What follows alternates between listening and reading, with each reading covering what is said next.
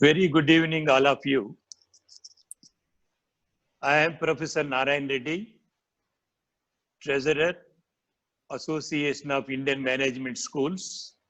We always call it as AIMS.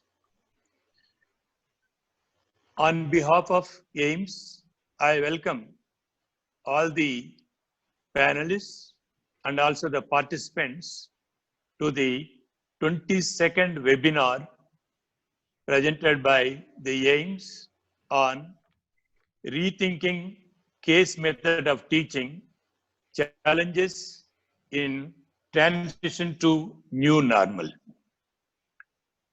Today, we have three eminent panelists.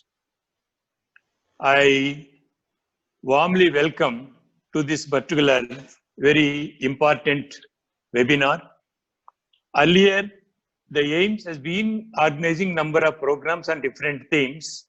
This particular webinar is more academic and teaching oriented one. Therefore, this one is little different from the earlier ones. As you all know, case method is a time-testing teaching technique in management teaching. One cannot imagine teaching management subjects without using cases.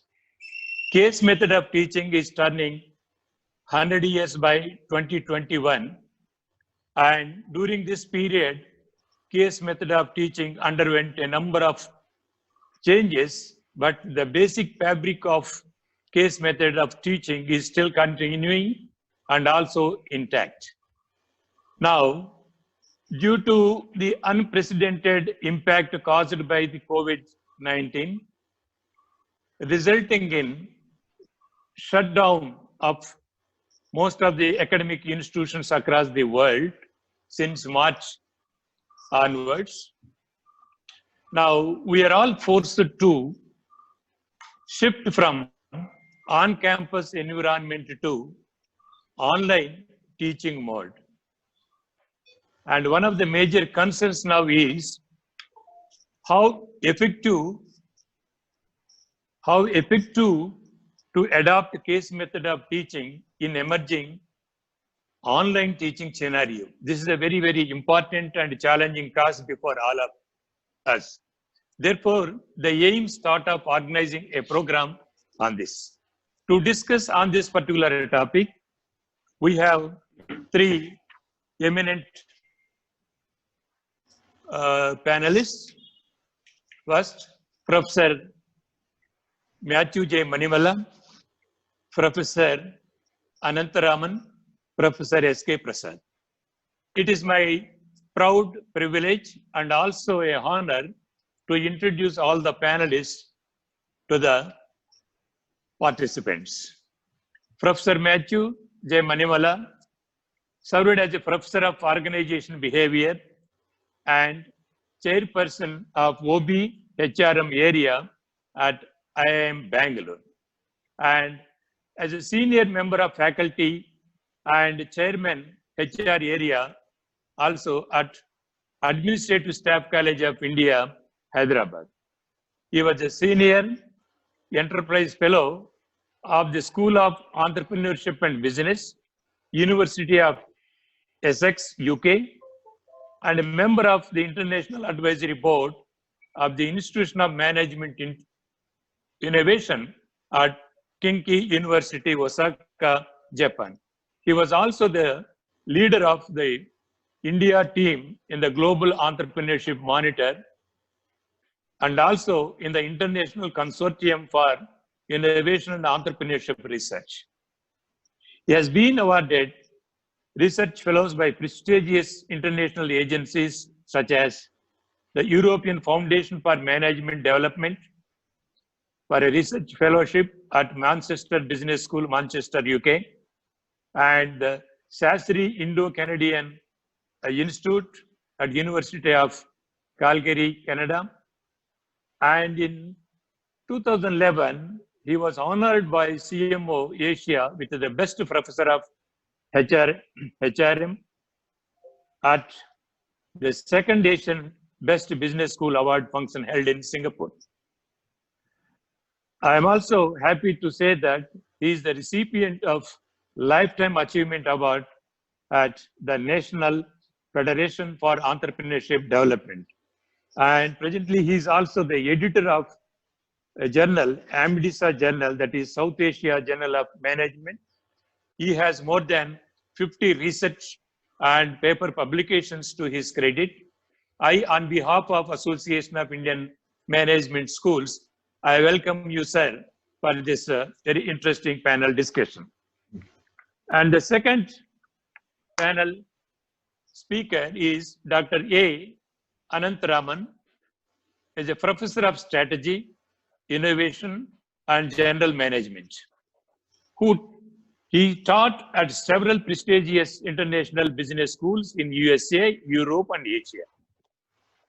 He is a graduate in mechanical engineering with an MBA and also advanced management program at Harvard Business School and a PhD from Columbia University.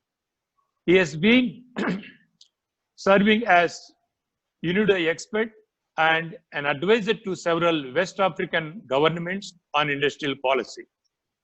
He started his career with the Unilever Group in India and has subsequently served in several senior positions as CEO with multinational corporations in Asia, Africa, and USA.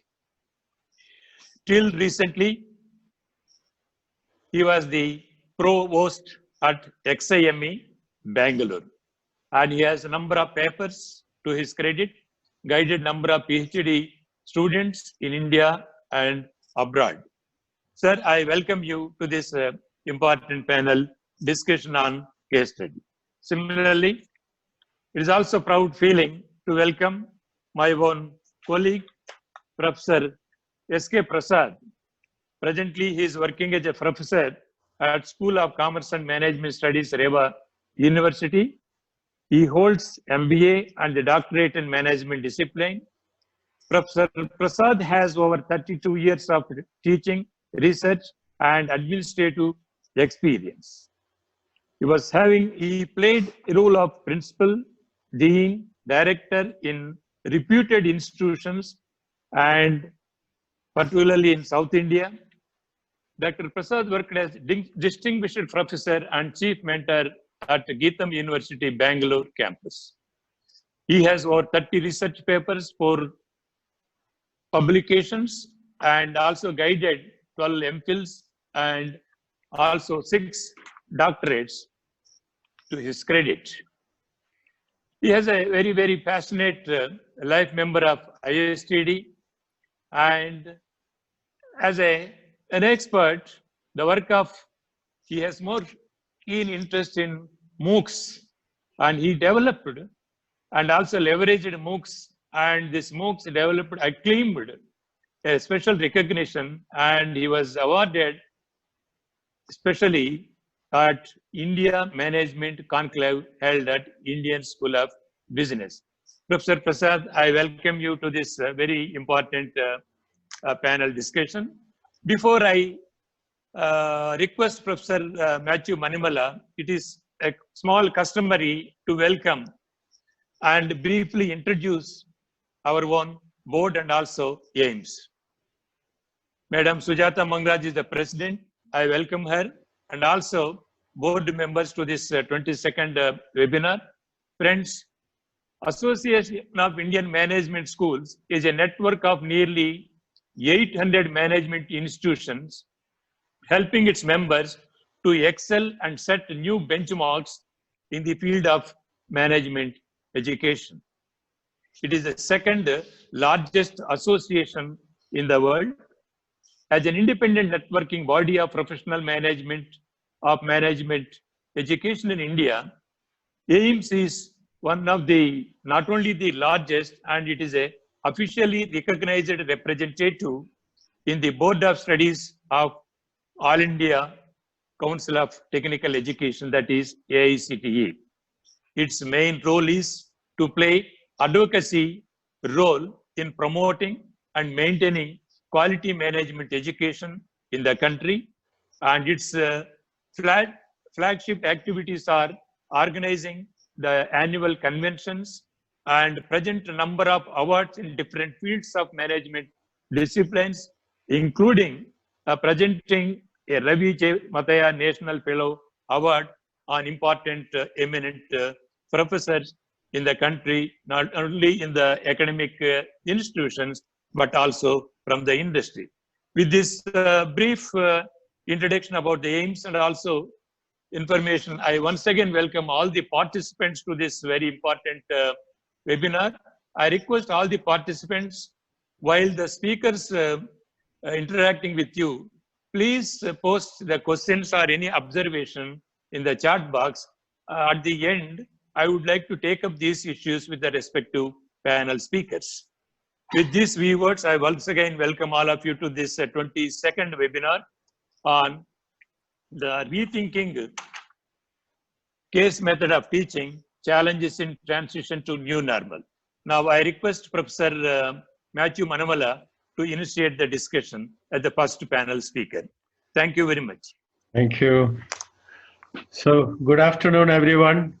Thank you, Professor Reddy, for the introduction. And I am really happy that AIMS has taken this initiative of organizing this webinar, which is very much needed for the current situation, because there are a lot of people struggling with struggling about how to deal with this particular issue. Case teaching will have to stay, but at the same time, you cannot use the conventional methodologies in the online teaching. In fact, recently we published a case on family business on Sapna Book House, which was published in IB Business Journal, Canada.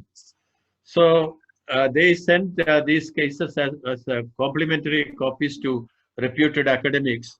One of them was Professor Kavil Ramachandran in ISP. He is leading that family business center there. So he then called me and asked me, do you have any special suggestion for how to teach this in online system? Of course, I couldn't tell him much, because I am a retired professor, have not been teaching these cases for some time now. But he was telling me there are a lot of limitations to handling cases online. So that was when I started investigating what are the kind of issues that online teaching brings up. Now, before that, let me very brief discuss the importance of the case method and how it is different from the lecture method. Now, lecture method has been traditionally used in our educational system, but there is some difference in the orientation of case teaching from that of the lecture method. Now, most important thing is that the teacher should change his attitude. You know, they say teacher should be a facilitator in the case teaching, whereas in the other kind of lecture method, the teacher is actually someone who instructs. He's actually called instructor, because he is an expert. So this changeover is often very difficult for faculty members, and students are also normally they are passive recipients, whereas in the case teaching they are active participants. And the teaching also it will change the center of the attention. For example, in the earlier system or the lecture method, your center of attention is what is the material that you are going to transfer to the students. Whereas in the case method, it is student centric. That is we are actually jointly developing certain ideas and solutions and theories and all that. So this is basically the three parts: the teacher, students, and the teaching. And from the processes also, there are corresponding differences. In the main thing is that in the lecture method, normally it is a monologue. The teacher is the one who speaks, and the students listen. Of course, occasionally students ask questions and all that, but even when they ask questions, the kind of answers that professor gives is based on what he already knows as an expert. It is not something for joint development. Whereas in the case method, there is a kind of interactive development of new ideas and solutions happening. So as we mentioned earlier, students, the process will be from listening to exploring. Similarly, from some sure knowledge from the book to the uncertain domain of exploration, experiences. So, and sometimes in this process, all ideas come not as a full-fledged developed ideas, and therefore, as we are developing these ideas, you may also make mistakes. And students are allowed to make those mistakes, because they say in general, first of all, you are not going to implement the solutions that you propose. Therefore, there is not much risk of incurring some problems with the concerned organization. Secondly, even if you make a mistake in the classroom, it is not very costly. So you are allowed to make mistakes and learn from your mistakes. That is the methodology of the case studies. Whereas in the lecture, you are supposed to know what is the exact theory. That knowledge is given much more importance there. So in general, it is a process of joint development, and that too based on interaction among the various participants. Now, I clearly remember, in fact, in the introduction, it was mentioned that my previous organization, before I worked at, Administrative Staff College, sorry, before I worked at IIM Bangalore, I was with the Administrative Staff College. Now, this incidentally is the first management development institution set up in the country by the government. Before that, of course, XLRI was there, but that's in the private sector. So this is considered to be in the government sector, the first one. And very, very aptly, they were promoting, because they were teaching executives who are coming with lot of experience, and therefore this joint development concept was there. Their motto was something we have borrowed from Rigveda, which means, let us live together, let us interact, and let our minds comprehend together. So this is the ideology of case method, and that was literally being done in Administrative Staff College, and they gave much importance to interaction among the participants, which is also one of the critical points in case method. And that is why, if you some of you may know it, that in a lighter vein, they say that Administrative Staff College is the only college attached to a bar. It's probably they say the other way, that a bar is attached to the college or something, but it is in a lighter vein they say. But when there were serious discussions about closing that bar during the time of N.T. Ramarao, when he imposed prohibition there. But when we asked the participants what is their view about it, they were saying that this is a very effective forum for interaction. And one of the participants told me that one of my best customer deals were struck in the Administrative Staff College bar. Because when you are over a cup, a glass of beer or something, and then talk freely, you really forget about who is the customer and who is the, you become very friendly with that. In fact, in the context of teaching about benchmarking, there is this idea that you adopt the best practices in the industry. And if you are in the same industry, the best practices will be that of the competitor. Your own competitor's practices will be the best one. And who will give it to free to you? So there were occasions where some participants used to tell me that, benchmarking is impossible because we can't find out what are the best practices and how it is being implemented. All this will be, closely guarded secrets. And therefore, it is rather difficult. But as key participants, when I ask them, they say, that is not a problem. My own customer will be here. My own competitor also will be here.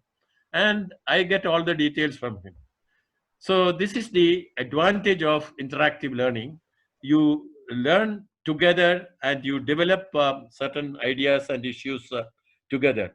Therefore, the learning environment, that is the fifth aspect in this, that is the teacher, students, teaching, then the teaching process and the learning environment.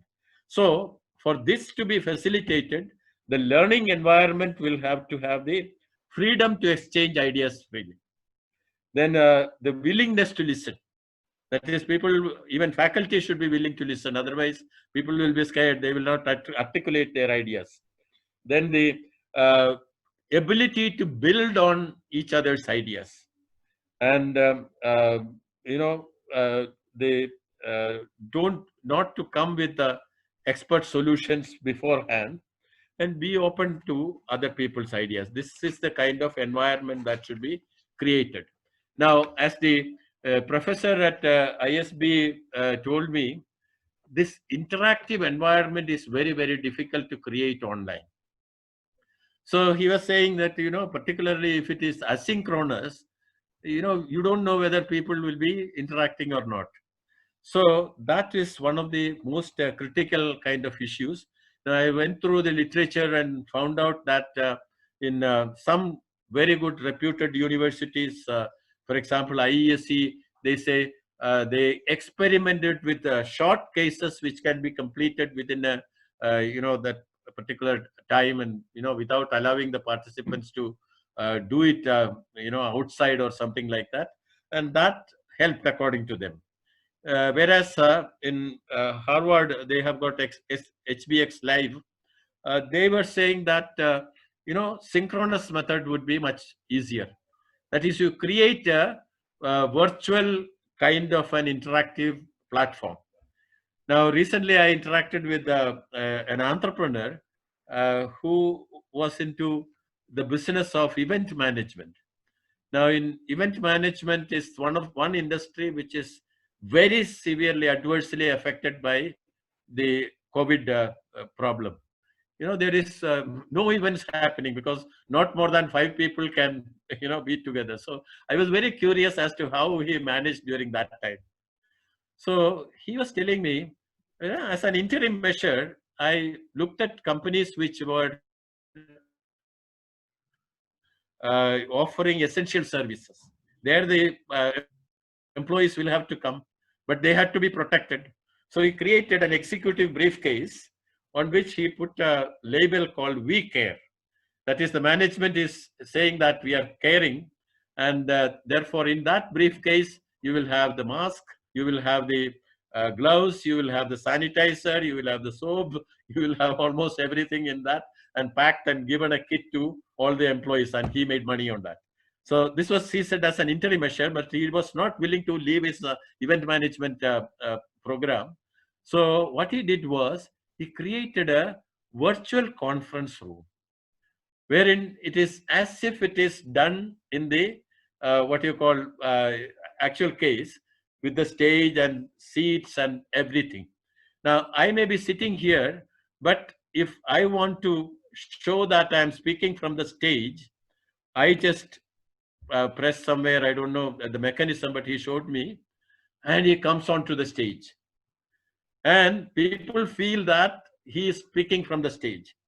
Similarly, if somebody is in the audience wants to sit in that place, he does something on this thing, and he is sitting in one of those chairs. So you can assemble this entire group in that way in one particular hall. So this is the kind of system that he organized, and he created some of the events in that fashion. So I think, because of this, technology will actually move towards these kinds of things, because you cannot avoid this interaction in face discussion. Now, in this particular thing, I was a little bit of curious. I had some curiosity about how he managed this, because event management company is not a technology intensive company. Therefore, I asked him, in this difficult time, did you then hire newer people with the technical skills? And then he said, no, what I did was, on the first day itself, I told my employees that none of you will be laid off and everyone will be paid your salaries. And therefore, the employees developed tremendous loyalty for this particular organization, small one. And, when they collectively decided what is to be done in this situation, and he said, each one sitting in his, residences or places, because travel was not allowed, they started exploring on the internet and all that and found methods of creating software. The people who did not have any technical knowledge did all this. So this is the concept of joint development, according to him. And he did an amazing job, because this interaction is absolute necessity. So in the Harvard program, they said was that they will do it in synchronous manner, not asynchronous. Now, in synchronous manner, if you want to promote interaction, yeah, you are there, and then maybe you can even call, you have the list of all people. You can even do cold calls and ask a question on the spot to somebody in the audience. All that is possible. Then you can also give specific assignments. Then, if it is, asynchronous, that is done in some other university where they say, because the numbers are too large, so they couldn't do it synchronous. In one case, the number was more than 16,000. So this is the kind of numbers, and therefore they said they had to do it asynchronously. In one case, I think somebody mentioned, I don't know how much true it is, but that's the ISE program, 90,000 participants. Now, obviously, you cannot do it in a synchronous manner. So you do it asynchronously, but then how do you ensure this thing, interaction? One thing they said was that you create smaller groups within it. Of course, 90,000 is still too huge in order to create even smaller groups. So create smaller groups, give them different assignments based on the same case, and then ask them to prepare it, discussing among themselves.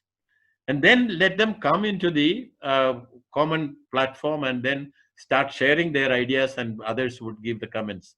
This is the way they thought of doing it in a asynchronous fashion. So specific questions will be given.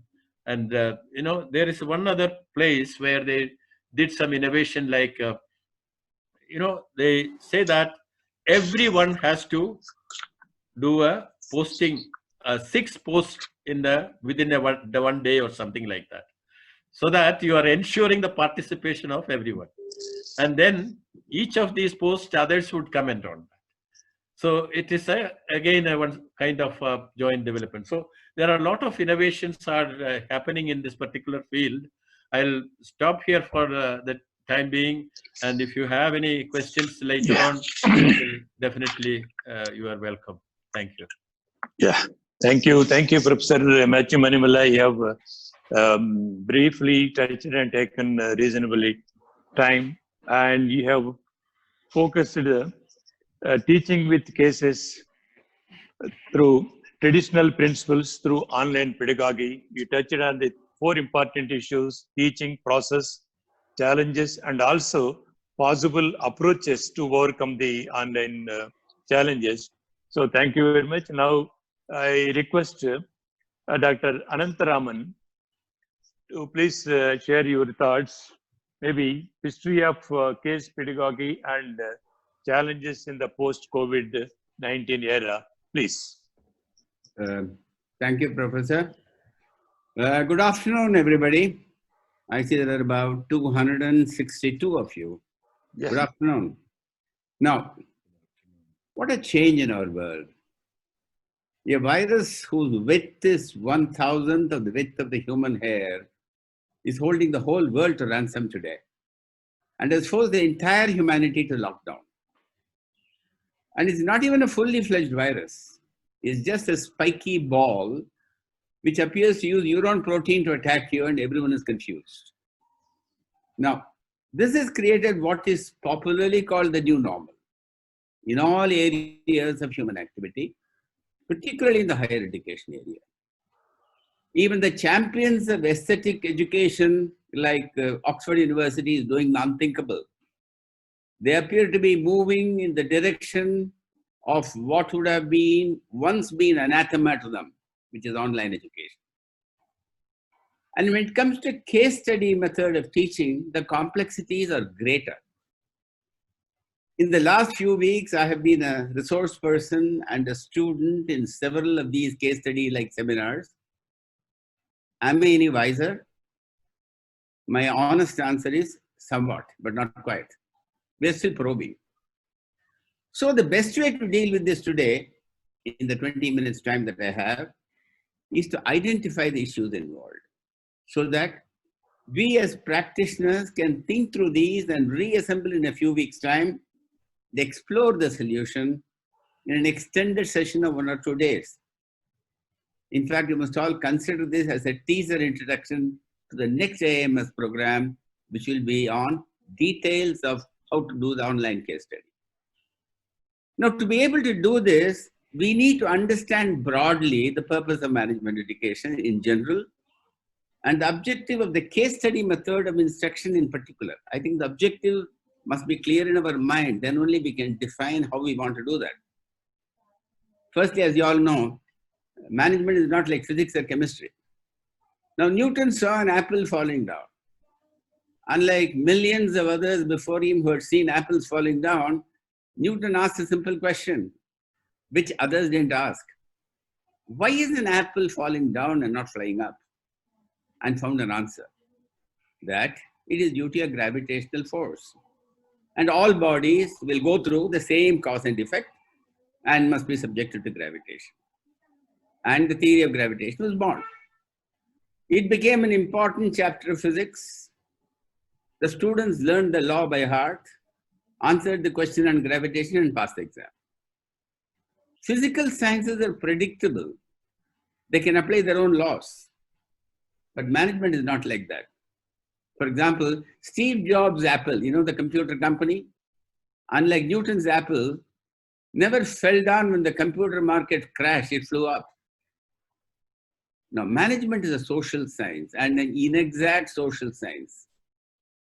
Good physicists like Sir Isaac Newton can apply their own laws to understand the problem and solve the issue. Good managers have no laws or predeterminable rules. In fact, it's a lot like COVID, abstract, unpredictable, and capable of moving in any direction. In fact, in 1942, when Albert Einstein was teaching at Oxford, he gave his senior students an examination. When his assistant asked him, "Sir, why are you giving the same exam as last year?" Einstein replied, "Because the answers have changed." So is it with management. Now, let's first explore somehow how this case study method come about. I think the logic of how it developed is important to understand so that we can find a solution to how to do this in the COVID era.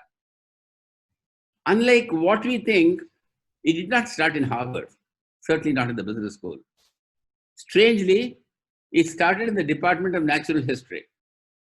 A student of Professor Louis Agassiz, who was the professor of natural history between 1850 and 1860, called Samuel Scudder, he wrote an article.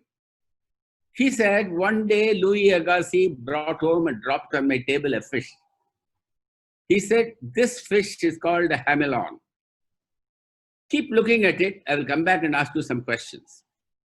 Scudder spent several hours, pencil and paper, and drew the picture of the fish, kept looking at it. And every time he looked at it, he found surprisingly new features. The professor later came had a look at it, commented on the drawing, listened to the brief recitation by the student, and said, no, not good enough. You need to observe more. You have not even seen the most conspicuous features. Look again. Now he went back. The student kept looking at the fish for some more hours. Next day he came back again. He said, you have not observed. You know, the fish has symmetrical sides on both sides. Have you looked at it? And went back again. Now Scudder says that was the best entomological lesson that he ever had. Looking at a dead fish to him was a legacy of inestimable value. And the fourth day, he bought a second fish, put it in the same group, and another, and a whole legion of jars came, and a whole group of hamilons. Now, what do you think Professor Agassi was trying to do? Agassi was training a student in the method of observing facts and their orderly arrangement. He used to say, facts are stupid things until you bring them into connection with some general law. Now, what happened here? What is the education? Let me see whether I can turn the PowerPoint so that we can have a look at it.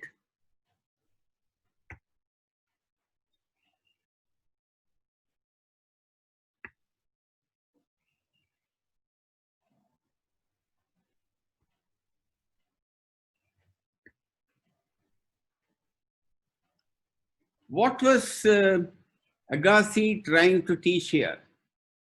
Agassi chose a material for study, but left to the student the responsibility of learning. He kept the student focused, gave them constant encouragement. More he studied fish, the more students saw. Important observations were very simple. And where did the learning come from? Learning came from the critical factor of students' effort at comparing the specimens with each other and then generating the truth about the whole class. More than teaching about the fish, he was tutoring in the art of observation, orderly structuring of facts, and interrelation and conceptualization. This is exactly what I was doing with the fish. Now, this marked the birth of pedagogy, which was the case method. But this was one student, no exchange. Law school later picked this concept. The new dean in the law school in 1870 reversed a long history of lecture and drill. Till then, lawyers read treatises and examined the ABC way. Real learning came during apprenticeship, on the job, and later. Langdell, the new dean, said no. He restated the obvious. He said, education is not memorization and recall. He felt theory should be learned from practice and not the other way. And he said real learning must come from induction. In fact, Langdell even completely redefined the definition of a lawyer. He said, to have a mastery of these doctrines so as to be able to apply them with consistent facility and certainty into the ever-tangled skein of human affairs is what constitutes a true lawyer. This was the definition of a lawyer. In fact, as strange as the coincidence may seem, the ever-tangled human affairs is also talks about what management is all about. Now, the first legal casebook was born, thus shifting the locus of learning from law offices to the library. Initially, there was enormous resistance, but he persisted. Now, business school started this 50 years later. The second dean who championed this was actually a law school graduate. He had received his education in the case method. He saw parallels. He convinced a marketing manager to the belief that given the muddy mass of strategy, execution, tools, and processes, training and creative leaps and vigorous analysis is absolutely essential. And he felt experiential learning method can construct enough of reality of the classroom, and he called it a problem method.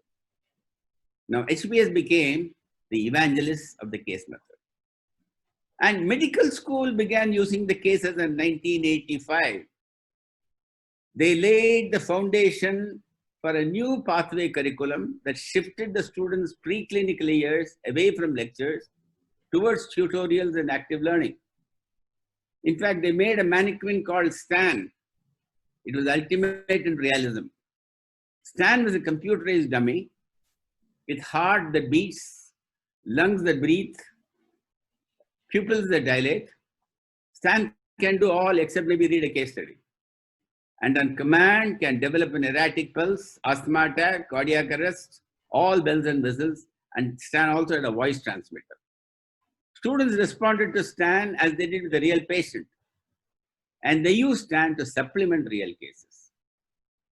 But then we are digressing into history. Now let's go back to the fish and check what happened and why was it effective. Now let's look at the learning process itself. The process of learning is creative. If the learning process has to be effective, something dynamic must happen to the student. It cannot happen to a mere receiver.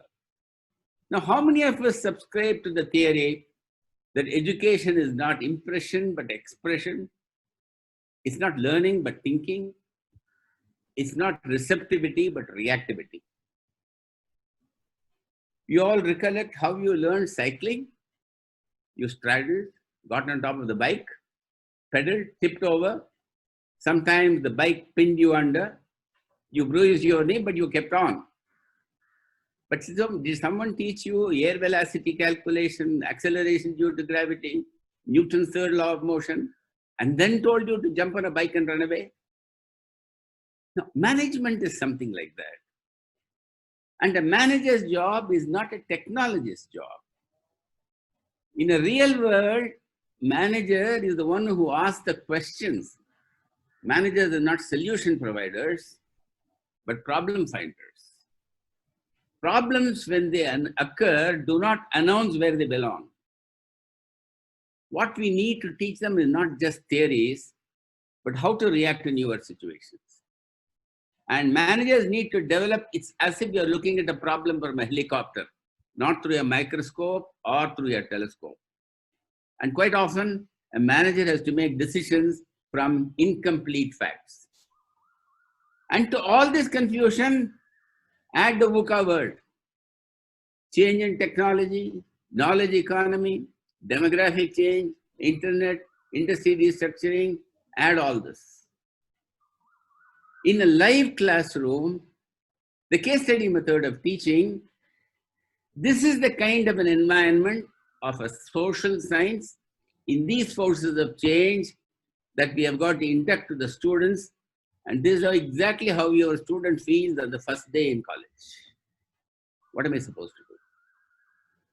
Now, the case study method of teaching avoids a lot of these pitfalls by changing the way the students learn. I think that is what emphasis must be on, and we need to focus on that when we want to find a solution on how do we convert online class, how do we convert real class to an online class. You know, in a live classroom, the student goes through several learning processes through the conventional case teaching method. In the online case teaching, many of them, at least up to a moderate level, can be achieved.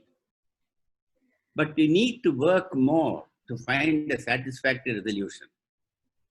Particularly, there is one very important aspect of case study, which is the process of discovery, which is probably one of the most important objectives of a case study method. In fact, this is what John Dewey basically said, that learner is like an explorer. He does not know what terrain he is in, what his adventure holds. Only when he returns from a journey, he will have a hard-won knowledge of the country he has traversed. A student is more or less like this, a student of management.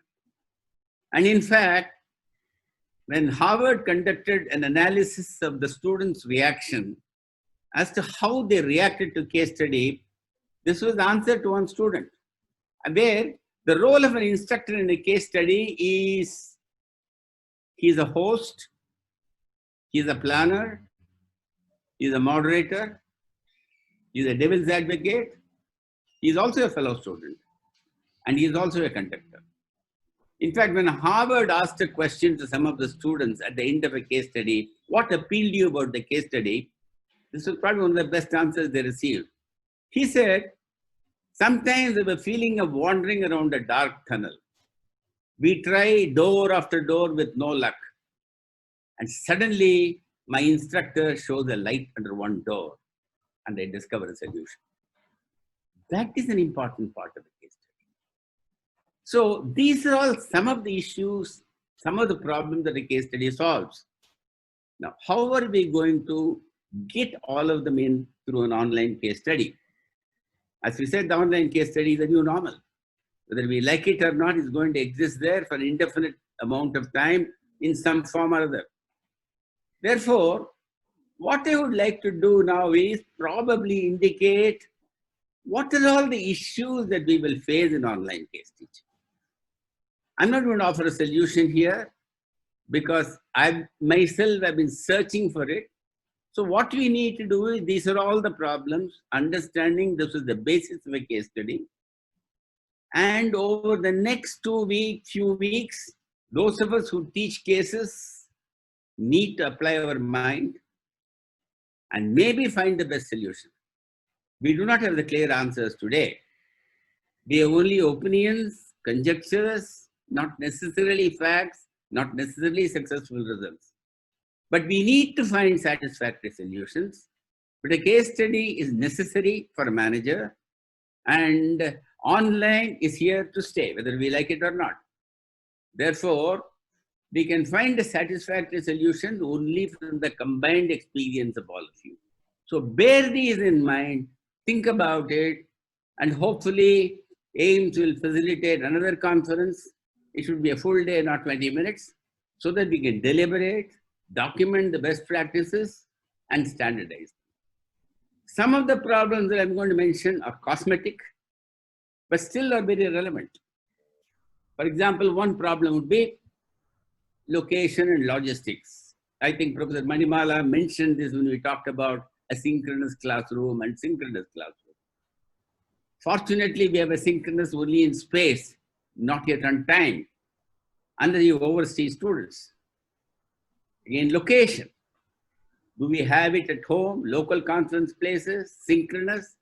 How do we do that? And in the logistics, when do we do it? Period. Not afternoon, which is nap time. What should be the length of the class? Typically, most of the classes now are 70 minutes. Whenever people have a case study, it's 270 minutes class. Experience has indicated to some people, and online more than 40 minutes is kind of intolerable. So how do we combine that? How do we bring them in? And then technology. There are several online teaching platforms. Now, which is the best for case teaching? Which is the best that can provide the best interaction, participation, visibility, and above all, collegiality? What should be the class number? Typical normal class is 60 to 90.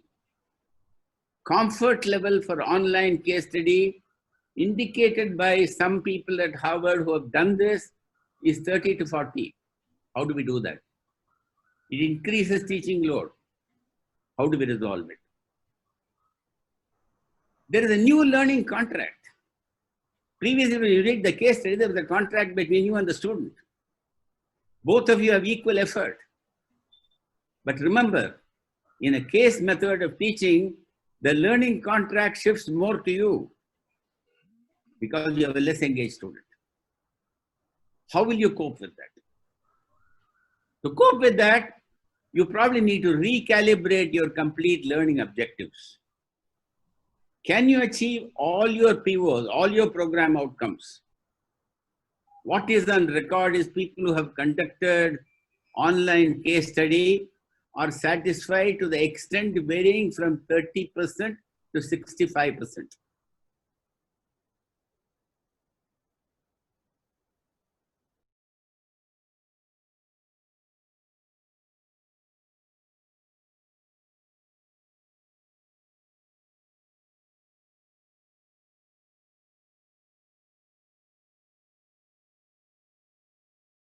stay afloat. Please remember that. And also, as faculty, you need to take care of multiple issues. You have the lesson plan notes. You need to check whether the microphones are muted. Is the video on? How do you follow the chat box? How do you ensure student engagement? How do you ensure attention? How do you ensure attendance? With all these problems, you still need to teach. And not only teach, make them learn. You know, it's rather like Spartacus when he was driving a chariot. He had to drive, look after the horse, at the same time fire his bow and arrow also. Earlier I said, in a typical online classroom method, you're the host, planner, moderator, conductor. Now in online, in a classroom case study, in an online, you're more than a conductor. You're also an actor, producer, cameraman, and director. But you must still make sense. Perhaps it's a good idea to develop faculty assistants to assist you. It requires considerable space. Maybe by the time we get trained on this, COVID will go away. We don't know. But these are all some of the issues. Some more issues. Teaching note, I think, has got to be completely restructured to suit this. And maneuvering discussions, how do you do that on online? Picking students. For instance, whenever I do a case study, I make deliberately a provocative statement. For instance, when I do an Apple case, I just make a statement saying, you know, Apple had no business going into music download business. Don't you think it's a stupid idea? Then I pick one student to comment on that. Now that student comments. And then another student picks it up and says, no, that's not a stupid idea. And then I let them debate. And class generates a debate. And out of the debate flows a discovery. What's the discovery? Apple is not going for music download.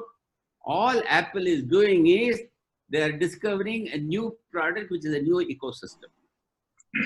So Apple's whole strategy changes from a product to an ecosystem. Now, how can I do the discovery here? And picking students, professionalism and style. How do I dress? I was horrified to find another day a video where somebody was conducting a program where he had a tie on with a pajama at the bottom. Now, how do I make the students dress formally? Some students believe, some faculty, some colleges believe, it's better, even in an online discussion, insist the students get formally dressed. It does add to professionalism. How do we do that? And mindset switch. Both students and faculty have to shift their mindset. Both of them need to be engaged. The biggest problem, how do we connect? A very big problem. It's not simple. In the classroom, it was a simple element of space that helped you to connect. Here, how will you connect? So it needs an evolutionary change in you. But like going from books to screens, probably this will work. How do we hasten this process? And student engagement. This is one of the biggest problems. The student will say, why should I listen to a stupid lecture and I can download in my WhatsApp? How do we make that happen? How do we make them keep engaged? And finally, as I told you, the discovery process. The discovery process is the most effective tool of case study. If you can achieve it here, we have won the battle. And this requires our undivided attention. Looks happen, looks tough, but will happen, will have to happen. Same way, like the checkbooks gave way to debit cards.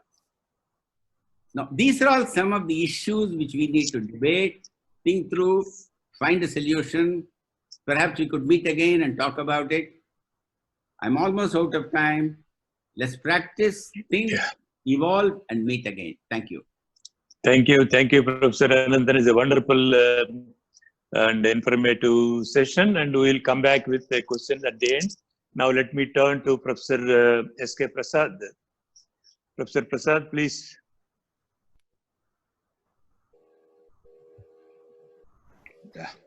So, good afternoon, everybody. It is, of course, I have taken a very, I think, great risk after trying to venture to speak after Professor Manimala and Professor Anant Raman, because both of them have indeed given very deep insights about this issue. And I have prepared few things, but one difference which I think I could make is that I may be representing a majority of the teaching community. Like I was with the affiliated system for a long time, and then I was with the autonomous college system, and then now with the private university and so on. So where we were dealing with masses. So maybe some of my perspectives are repetition a little bit. I rather appeal everyone to bear with me for some time for that. But I just would like to present some of my thoughts very briefly and to avoid repetition. So as we all know, COVID has pushed the society to an unforeseen and unprecedented environment, and education system across the globe responded quickly, started replacing conventional classroom teaching with online teaching. This has happened in a very swift way. And now the concern for management educators is case method. Case method is, of course, as has been pointed out by Professor Manimala and Anant Raman, it's a sort of lifeline for management education, and we cannot imagine management education without case method. So, and there is no, it is also something for me, that it is a fourth stage of takeoff like thing where we can't land again or go back to pre-COVID scenario. We have to sail with the COVID, and then this is something which is going to be a permanent feature more or less. So invariably we should look at various opportunities as to how we can quickly adapt to these situations. So when we look at this scenario from the backdrop of majority of these schools and all, there are maybe elite schools like IIMs and IITs maybe having very good technology background or anything. They can move onto the new environment swiftly, or financially also they may be sound. And of course there are again a number of institutions like our own university where we made a very swift change, maybe I think faster than many others in this online domain, when we have completed almost 3 months online instruction for all the 15 schools, and perhaps we have more than 15,000 students who have been brought into the online orbit. There may be some small what's called situations where 1 or 2% of the students might not have come online. Similarly, we have completed our internal assessment processes, and we also have completed the final like semester and exams also through online process. So in that way, there are both some institutions like REVA and some premier institutions, and then but majority I feel that what I'm going to talk are the like concerns of majority of the other schools, or like where I was to a larger part of my service. I was with those say entities like university affiliated colleges and all. So if we look that way, if we find some of the concerns, what are these concerns? Like first one is a lack of Professor physical Prasad, can you shift these slides to slideshow mode? Little change. Slides can be okay. slideshow mode.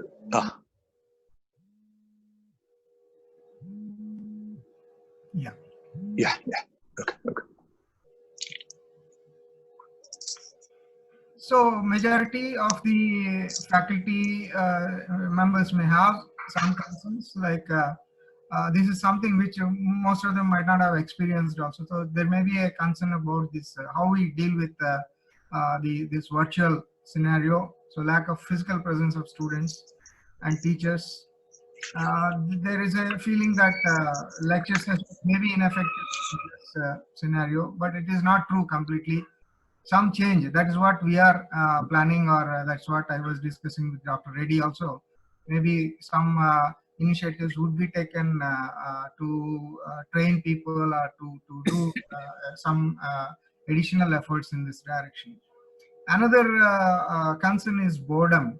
So in the absence of active classroom teaching, which students are used to and faculty are also, so there is an apprehension that classes may be boring because there is only one person listening and one person teaching. Both are in two remote locations. So that is something which is one concern. And then distractions. This is another one where it is also possible at both places, at the teacher and at the student end also. Because if the teacher is teaching from home, similar distractions may be there, and the student also, like maybe like telephone or sometimes. So far, actually, we are not completely prepared to go online in many ways, particularly students. Because again, this also I have seen, like in the last, I think 1.5 months, we were conducting Vivavos. I think I was a part of some 100 or so Vivavos examinations, where we used to find students finding it difficult, and there are some say technical issues or some distractions. So that is one other concern. And lack of control over students in the virtual scenario is one other concern about the student, of the teachers. And another thing is that this is where I think faculty also have to focus. These online case discussions demand more space for interaction and creation of an excitement, which may be possible in a classroom scenario, but how we do it in that. And the other very important aspect is participation. Of course, Anantraman has also listed these factors.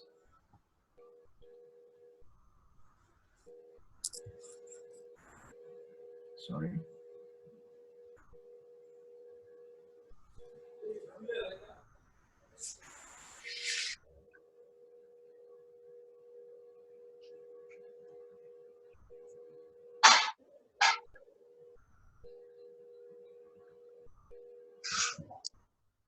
Sorry, I'm not able to locate that arrow. So I was going through one small survey that was conducted, wherein it was found that these are some of these struggling stages or pain points, like in case teaching. When we look at this survey, we find that case selection, teaching plan development, preparation, and then how opening the case discussion, conducting the case session, closing the case. These are the critical stages in any typical case method, or when a faculty uses case method. So the numbers clearly say that most of the faculty members are concerned about the conducting of the case session, which is very critical, and I think that's what Anantraman sir also has pointed out. And teaching plan also, like how we integrate this into our teaching plans properly, so that there will not be any when the program or when the course is delivered, there are no issues of misplacing things and all. And one of the things which I thought I should be rather looking at is case selection. And actually, selection is one part, and then adaptation of the case to the online medium is also one challenge. Maybe sometimes we may not be able to use a particular case in this say mode of teaching. I suppose if the case were lengthy, or if the case were if the case is not available in a sort of soft form or something like that, these are all the things where when the teaching plan is made, I think the faculty may have to look at how the cases are to be selected and adapted. And if you look at the some of the points that one should look at when choosing a case for online, say, teaching, one thing is that it is of course every time we say that the cases should be contemporary in nature. That is one of the basic requirements also, and that makes case also interesting. If we talk about something that has happened in pre-liberalization era, or something that has happened about 30-40 years ago, that the case may be good, but that may not, the students may not connect with that particular scenario and all. So that one of the basic things is that one has to look at the like how contemporary is that case, and case should be related to the topic that students have studied recently. This is at this, because this is how, of course, normally we schedule the cases like that, but this also we should keep in mind. Sometimes I was observing in some course plans and all, the cases are taken to last part of the course. A typical teacher normally thinks that there may be some pressure or whatever it is. They think that it is better to complete the course first and then we'll go to case later. This is a typical thinking in some place, not everywhere, but in that way, I feel that it is better to place the cases in proper way, connecting with the relevant topics and all. And this is what, mapping the cases with the topics in the lesson plan with proper justification as to which course objective that this this particular case reinforces, which course objective, and so on.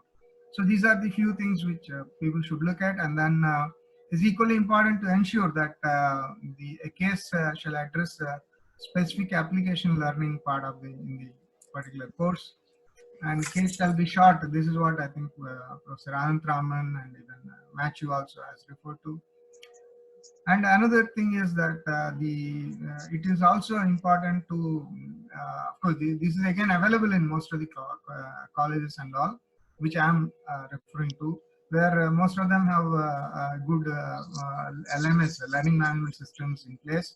But before COVID, no one was worried about that. All these things were considered as something like a cosmetic things, or mostly they used to have them in their advertisements and all. We have this much internet kind of bandwidth, or the campus is connected, and so on and so forth. But nobody really seriously was using in this majority of places which I'm talking about. So it is underutilized. But now, thanks to COVID, now everyone is looking at these opportunity, these infrastructure, because management also, once or twice when I interacted with some managements, they were mentioning that we have created so much online infrastructure and all, but there are no takers. So people are happy with in that comfort zone. Now COVID has pushed us, and then I think this is the one of the change drivers like.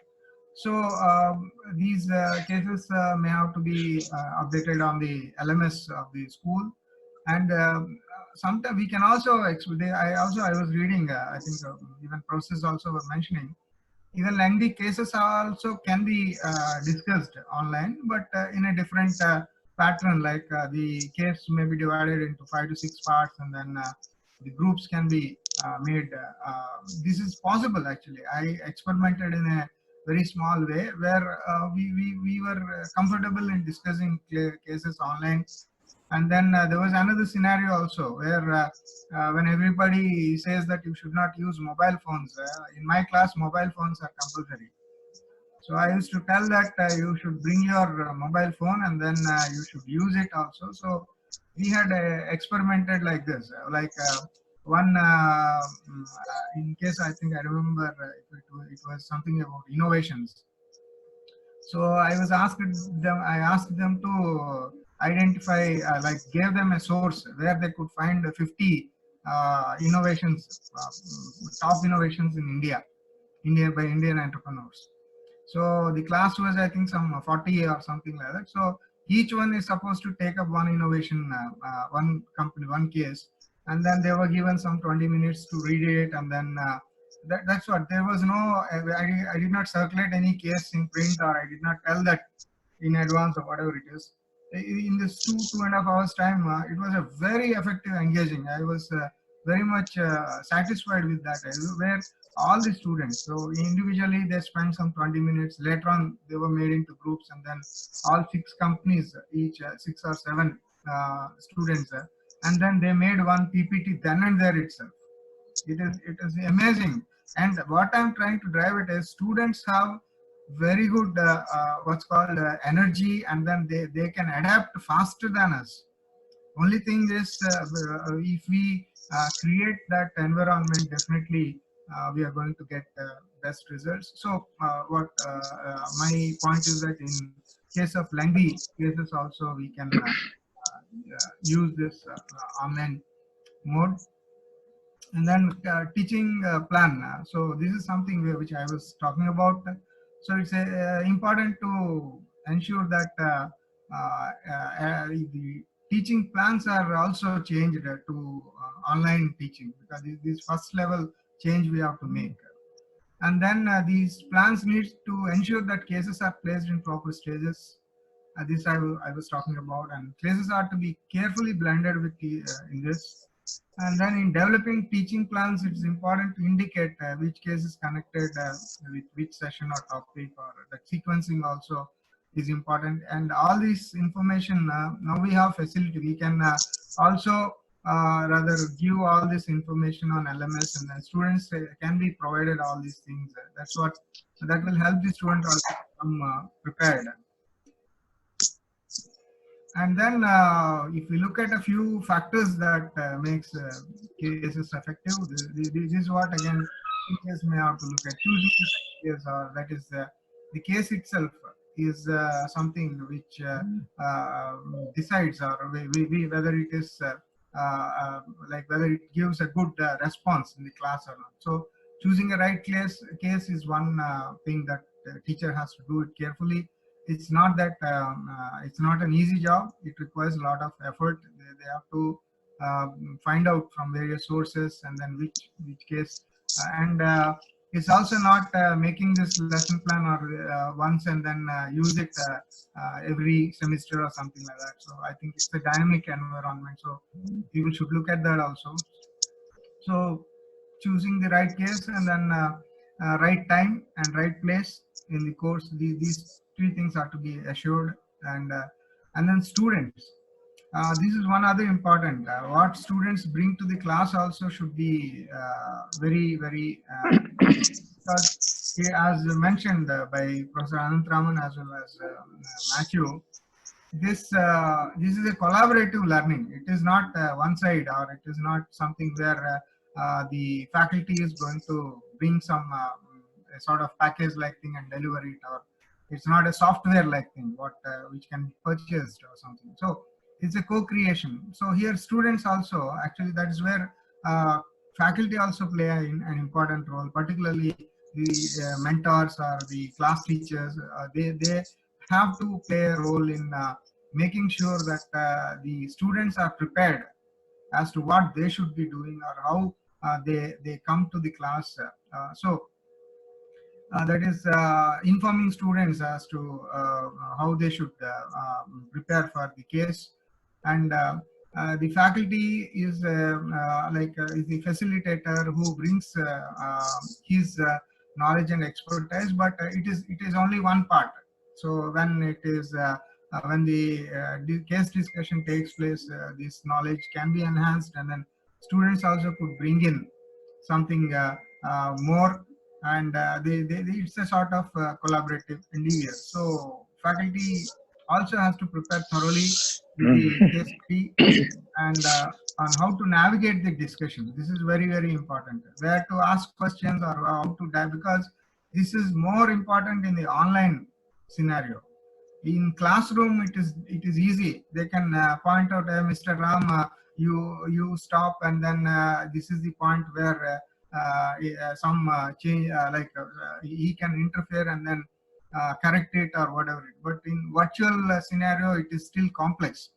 And then one other thing also, the class comprises of many students, and then how you understand each of these students also is very, because in this you may not have a proper say understanding of the student, or there may be few occasions where you meet physically. In other scenario, every day you are seeing that student, you know him better, what he knows or what he where he stands and all. So these things require more effort on the part of the teachers.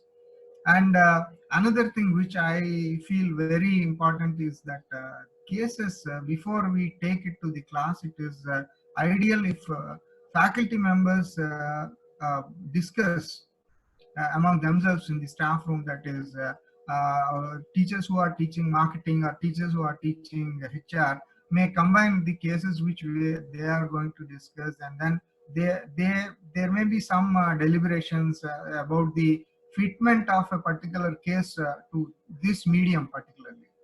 So this will make the make them to rather revise some of the content, edit it, or make it more relevant, or whatever that the case demands. Sometimes if we write a case, or if we take a particular case, we may be having a specific say view on that. So if 3-4 faculty members sit together and then decide whether the case is relevant, or in terms of content and the ability to attain the course objectives, or the ability to make the student engaged. So these things, if we discuss before we take it to the class, it is ideal, and it is, I personally feel it is more important also.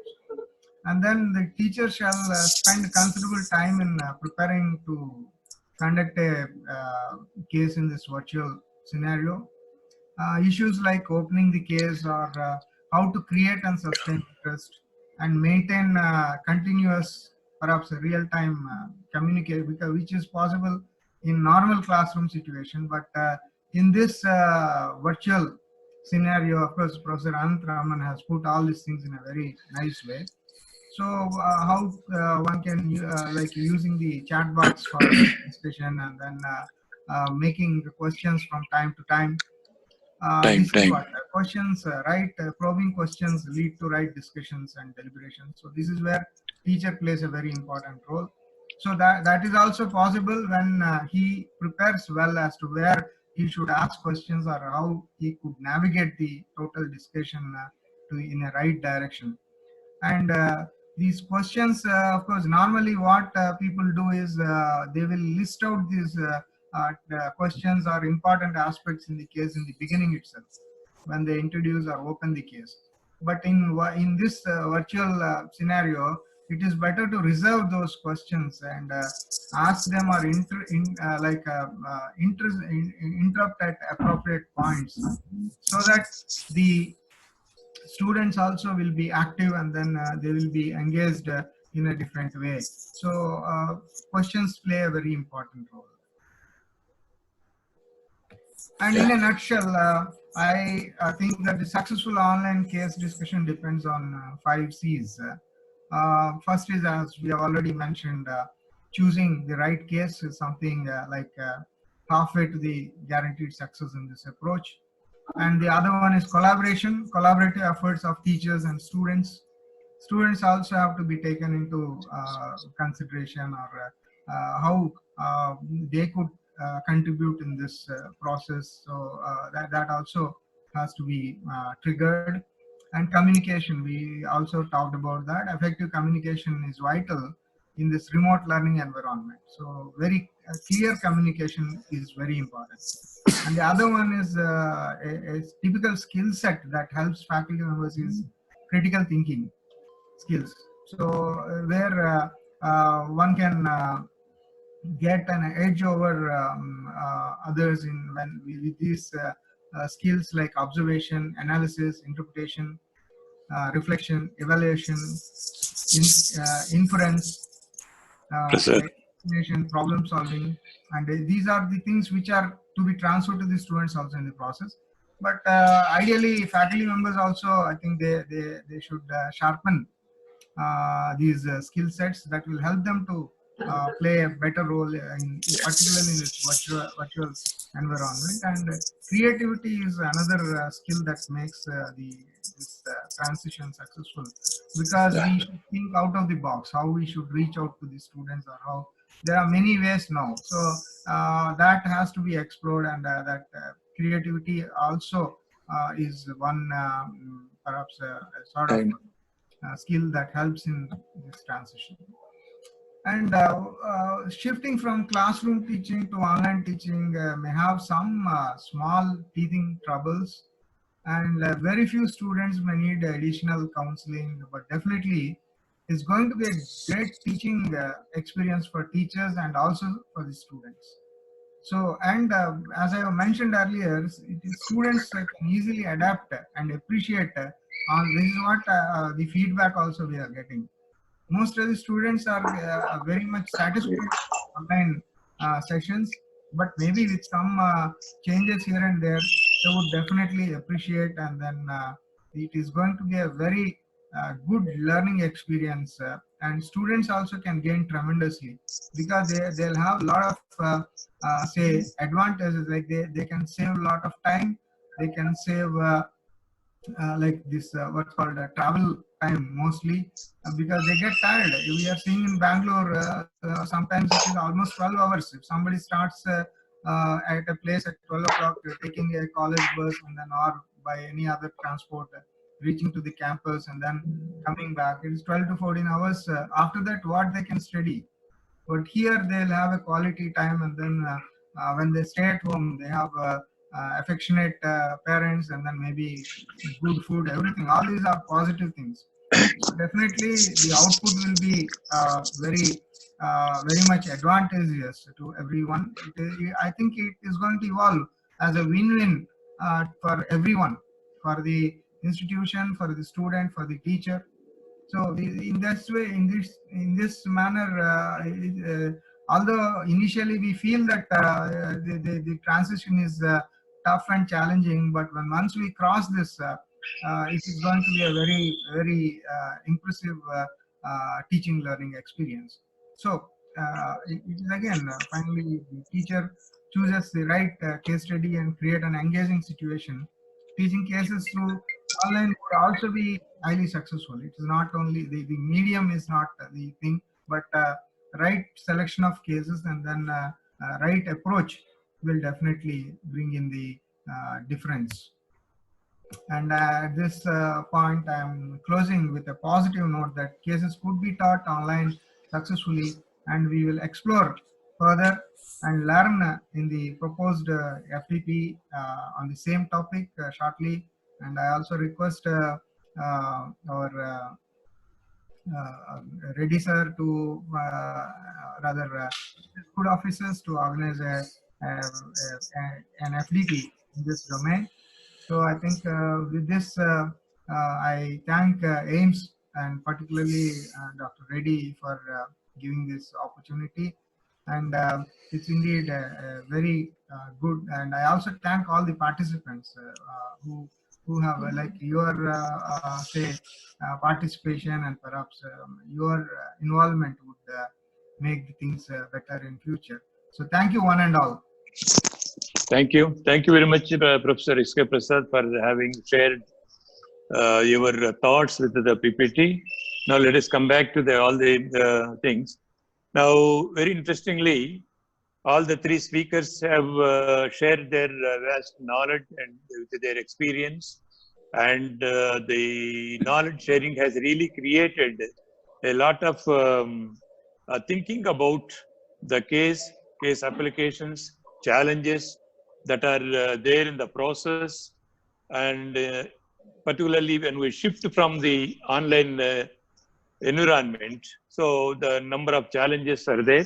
Of course, very interestingly, the number of questions are very few. Virtually, there are no questions actually. Instead, there is a lot of appreciation on the speakers and their knowledge and their sharing. However, I request Professor Matthews. I hope Professor Matthews. You have to unmute. Yeah, unmuted. Professor Matthews is online.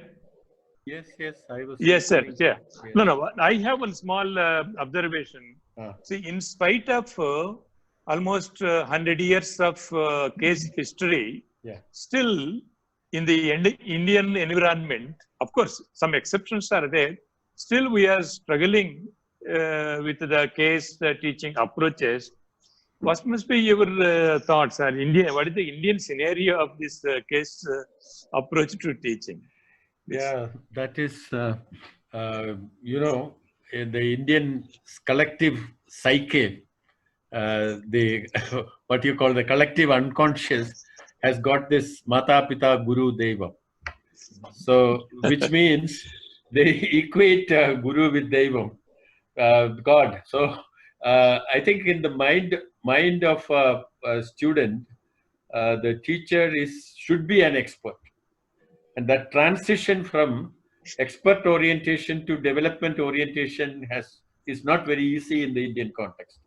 And that could be one reason. And that's why one of the reasons I think not many innovations are coming up from our side. Even though we are intellectually very bright, innovativeness is not very forthcoming. It's because we have this tendency to listen to the expert, listen to the guru, rather than develop our own ideas. Whereas in the West, it is different. I have many stories to tell, but because of paucity of time, we will reserve it for some other occasion. But I think basically it is that expert orientation which is. Yeah. If in that case, who is responsible? Is it the student responsible, or faculty responsible, or the society in general is responsible? No, in my view, I will become Freudian in this. Because he says these kinds of attitudes of a person develops during the 0 to 5 years of a person's life. Yes. And we also have in our epic Mahabharata, we have the instance of Abhimanyu learning things while he was in the womb of his mother. So that is also included in the life of the person. So this is the time when people develop their attitudes and dispositions and those kinds of things. Therefore, that is almost as there is something called in technology language. There is this hardware and software. Everybody knows that, but in between there is something called firmware. The the software that is embedded at the time of manufacturing. Now, I learned about it because when I had one, mobile phone, my son is a tech-savvy person who he keeps giving me different types of mobile phones, and I had some problem with the way it was organized in some way or the other. So I asked him, "Can you change this?" Then he said, "It is not possible. It is the embedded software." So that made me thinking in the human life also there is this hardware which is the genetic structure, which controls almost 70% of your behavior. And then there is this, software which, we give through education and all that. But in between this embedded software that accounts for about 20% of your behavior, which happens in your early life. And after that, it is almost as stable as your genetic structure. So almost 90% is controlled by that, and we have the flexibility only with about 10% of our behavior. So that may be the reason. Thank you very much. Now I would like to ask one question to Professor Anantharaman. Professor Anantharaman, is there Professor Anantharaman? Yeah. Okay, now the question is, Professor Anantharaman is an line. Okay, the question is like this: management education is more practical oriented, and case studies must be the part and parcel of the learning process of management concepts. But the moment we think about the case means Western oriented, case means big, long case. And is there any other alternative in terms of shortening the cases, maybe using the case selects as a process, as an alternative approach to the learning process? Professor Anantharaman, now he joined.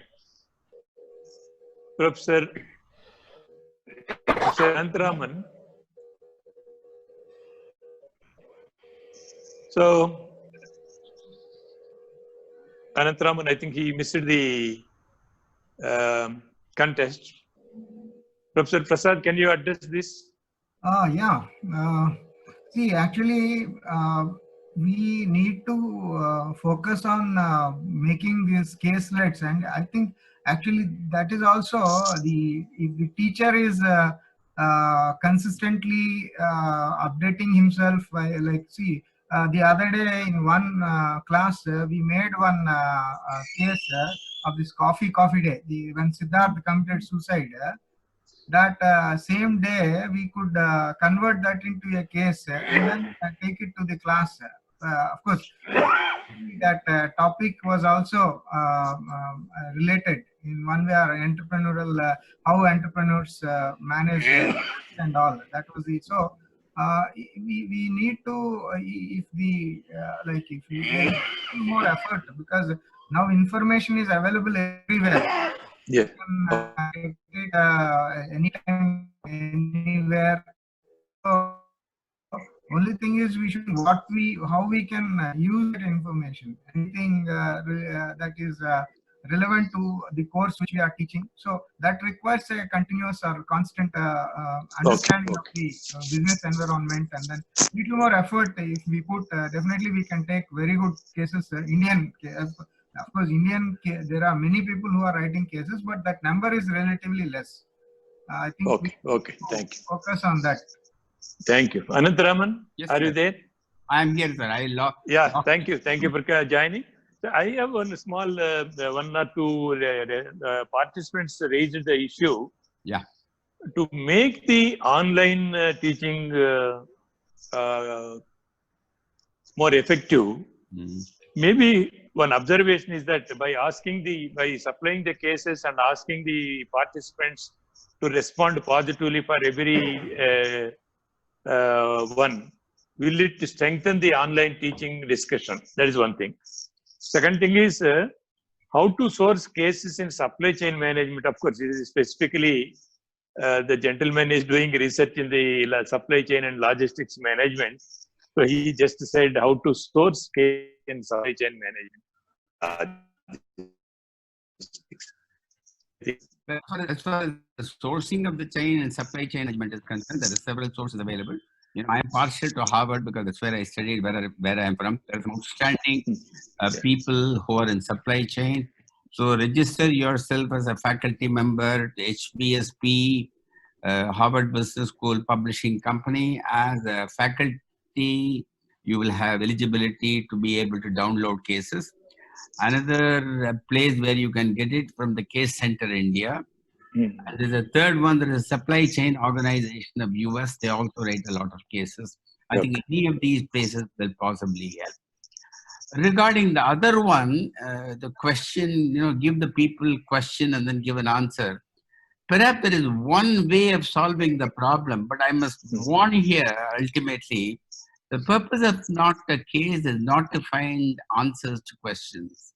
The purpose of a case basically is to make people explore, think, and do a discovery process. Yes. Therefore, perhaps it's a good idea to give these questions after the case discussion has been done, post-discussion in the class, and then get the answer back in the discussion. Okay. Thank you.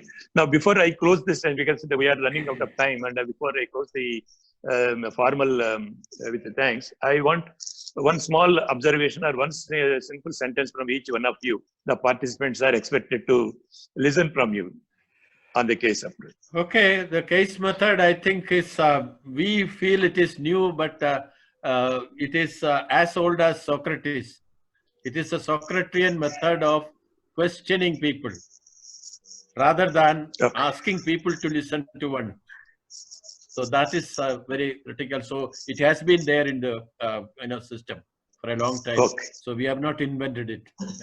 Okay. Thank you. Thank you. Professor Prasad, one last word from your side. Yeah, we need to be innovative in navigating in this particular change, as there is no option other than going ahead. So we can't go back. That's what I was telling. It is the fourth stage of takeoff, like that. So where there is no question of landing or crash landing. So Yeah. we have to be innovative and then try to get best possible, because we are fortunate to have wonderful technology now in this era.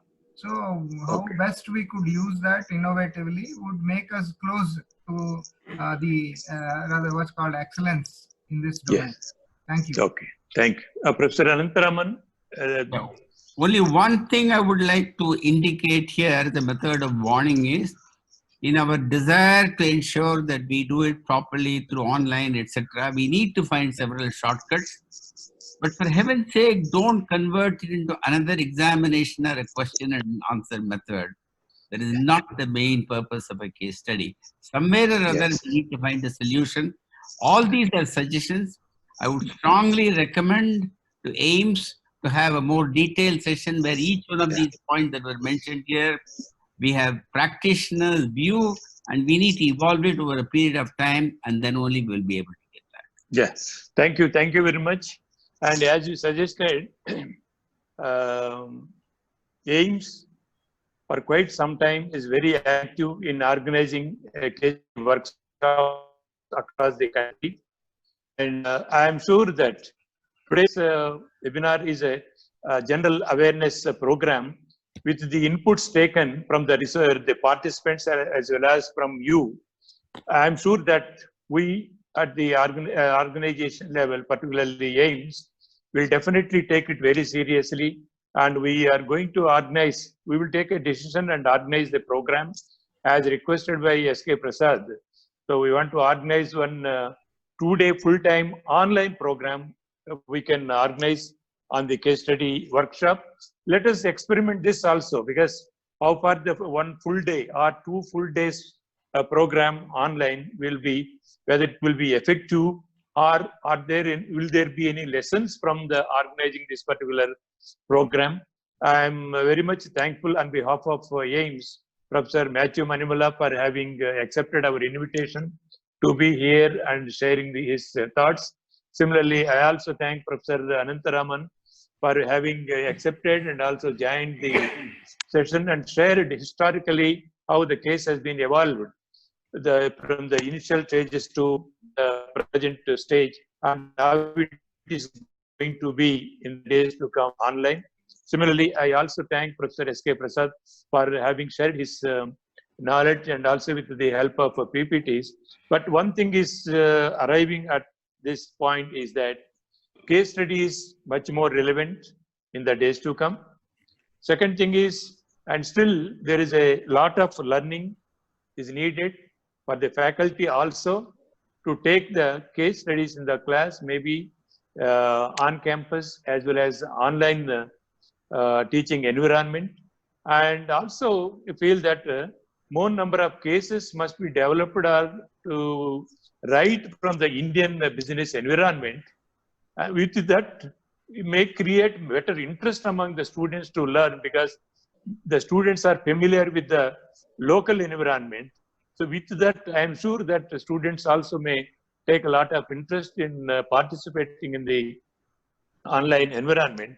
So however, today's webinar has thrown light on the teaching of the cases, the process of the cases, and challenges are faced while conducting the programs, and the possible approaches to testing methods. All these things will help a lot, and these things will go a long way in bringing better standards while conducting the case study approach online. With these few words, I once again thank Professor Matthew Manimala, Professor Anantaraman, and also Prasad, and especially thank the participants. Almost nearly 300 participants have attended this one, and till the end, there are maximum number of participants still in the session. That shows that there is a lot of interest among the participants to learn about the case teaching method.